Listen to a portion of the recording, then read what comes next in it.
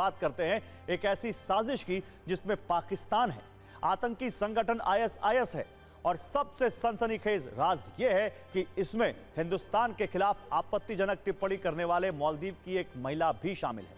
यह साजिश हिंदुस्तान के खिलाफ रची गई थी, जिसका अब एक एक राज सामने आ रहा है।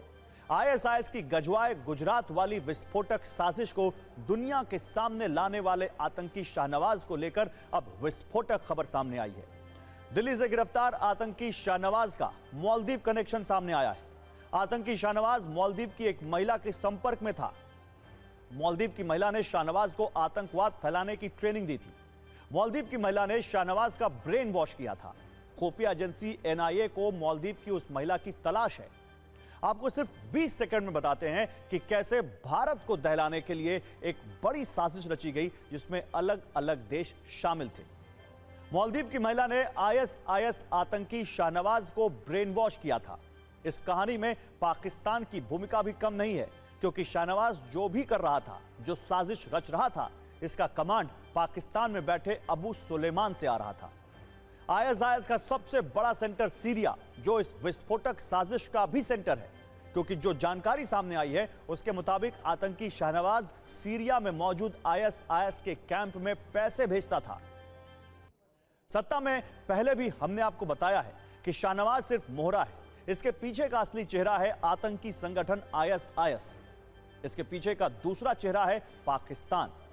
मतलब यह कि आईएसआईएस का गढ़ माना जाने वाला सीरिया से लेकर पाकिस्तान तक इस साजिश का जाल बिछा था और इस नेटवर्क में मालदीव की एक महिला भी बड़ी भूमिका निभा रही थी।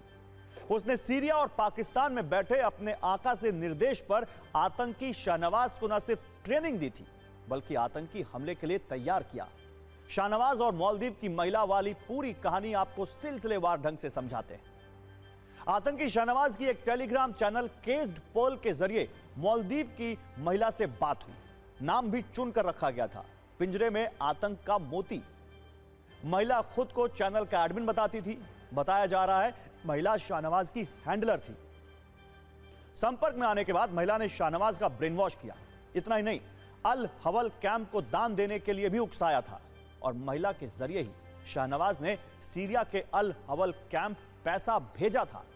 गूगल पे के जरिए 1,30,000 आईएसआईएस को भेजे।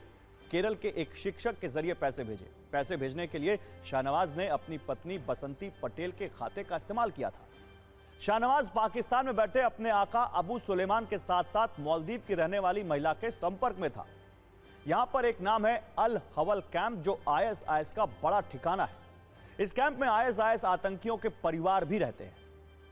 आईएसआईएस के आतंकी शहनवाज ने दिल्ली पुलिस की पूछताछ के दौरान कई अहम खुलासे किए हैं। शहनवाज ने दिल्ली पुलिस की स्पेशल सेल को बताया कि दरअसल वो मालदीव की एक महिला के लगातार संपर्क में था।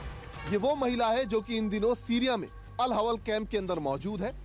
वो अपनी पत्नी के अकाउंट से अल हवल कैंप को पिछले कुछ महीनों में 1,30,000 रुपए बतौर टेरर फंडिंग भी भेज चुका है।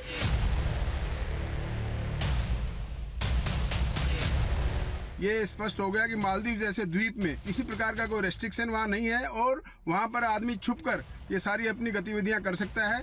खास तौर से फाइनेंसिस उनको मिल सकते हैं और इस प्रकार से जो उग्रवादी लोग हैं उनको ये सब करने के लिए ऐसी जगह बहुत ही सूटेबल रहती है।